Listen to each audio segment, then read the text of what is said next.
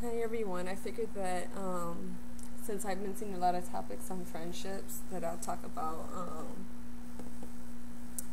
losing a friend and the things that you go through and losing a really good friend, like a best friend or something like that.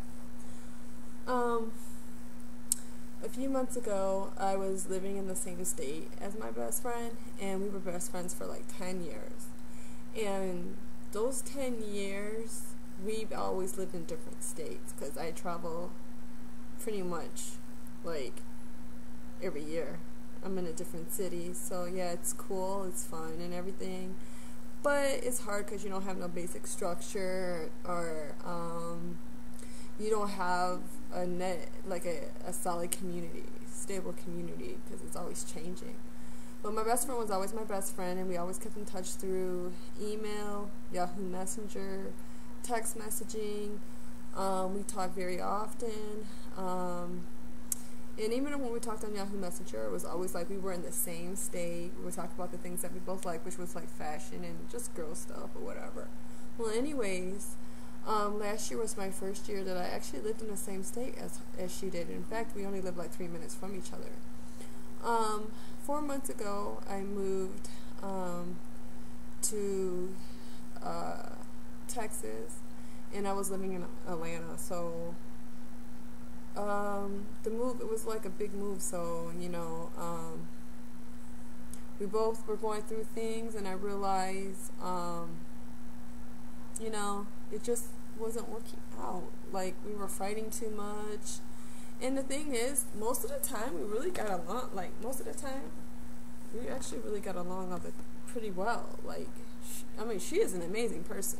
And even if I'm not talking to her anymore, I have my memories. I have things that she's given me. So, like, I got a really good experience from it.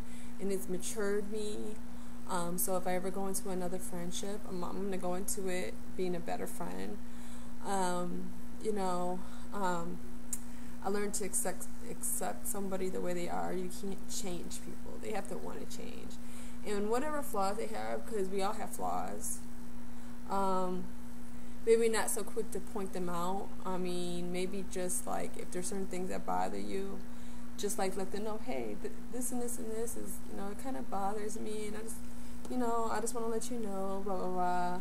But whenever you communicate constantly through like a Yahoo Messenger or an email, it's really difficult because, like, if you're traveling and you're not seeing each other that often, things come off very wrong. So, like, because she's a direct person and I'm a very direct person, and I mean, we're both from up north, so that's how northern people are. Midwest people, we're very forward and we're very, like, strong-minded people. So because of that, I think sometimes it allowed us to bump heads with each other because, as you know, in life, everybody wants to look good and no one wants to look bad. No one wants to be the bad guy. Everybody wants to be right, but no one's really always right.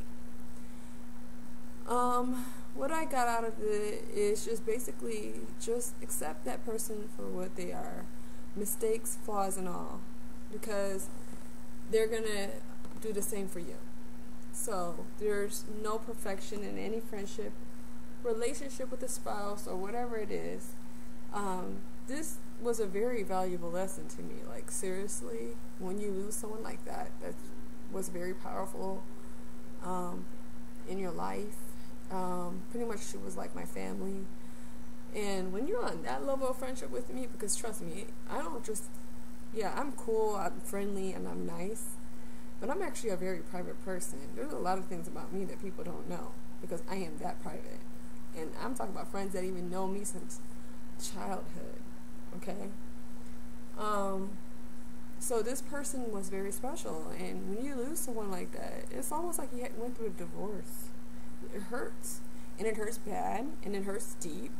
But then you have to get over it, because if, once you get over the being mad at that person and just frustrated, and you take time out for yourself and you realize, like, wow, you know what? There ain't no perfect anything in this life. There just isn't. And sometimes it's too late, because sometimes when you pull away from that person and then you may get your head together and you're like, oh, why did I do that? You know what I mean? You can apologize all you want to. That person may not accept your apology. Plain and simple. No matter how good of a person you are.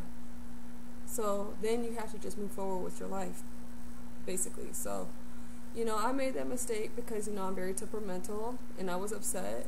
And, you know, I felt that person wasn't there for me when I really needed that person to be there for me. And it's really not easy for me to tell someone that I need them to be there for me. I'm a very strong person. So for me to say that, it's uncomfortable. It makes me feel like I'm weak. I'm not a weak person. So I was talking to my childhood best friend, because I actually have 3 best friends. Well, 2 now. My main one that I'm not talking to anymore. And then my childhood friend, who actually, she's so awesome because, like, you know, I talked to her about it and everything, and she's like, well, I just believe everything happens for a reason. And she's like, but, you know, I look back on you and my childhood best friend.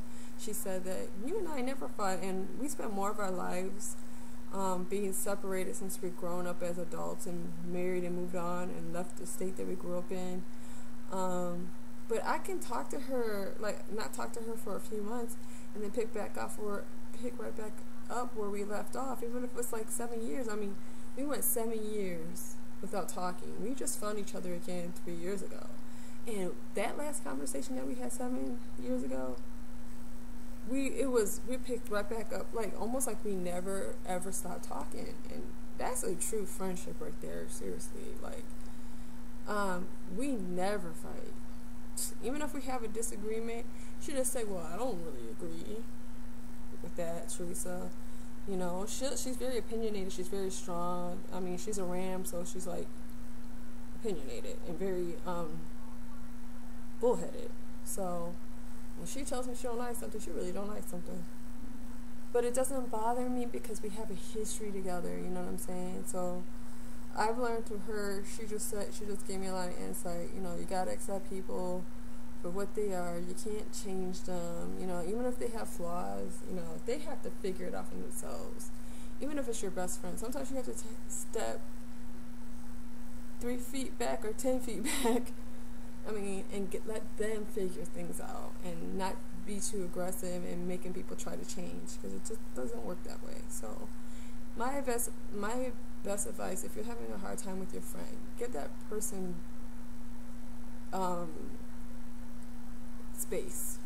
I mean, and if they take a little too long, you know, everybody has a busy life. Just get busy and just move forward, and, you know, when they're ready, they're ready. And, you know, it may not be necessarily the coolest thing to do for them to do, but, I mean, you can't make them tell you what's bothering them, and you can't make them tell you stuff. So, you know, just always remember that. People come and go in your life. That one I do know. I move around a lot, I do know. But at the same time, you know, out of this experience, I'm going to be a better friend than the next person, because, like I said, I meet people all the time. Like, I've been in Dallas 4 months now, and I have a community now, like, and this is the place where I plan on staying forever. So, like, life has improved for me. So, just take your mistakes and just make it powerful. That's all I can say. Make it better. Just apologize to yourself for not being the best friend that you could have been, and move forward, and that's it. So, anyhow, you guys, I hope this helps someone, and if not, if it doesn't feel like it's going to get better, it will get better, okay? Alright, I hope everybody has a good night, and wherever you're at, sweet dreams, because it is so late right now. Alright, peace and love, like I always say, and good night.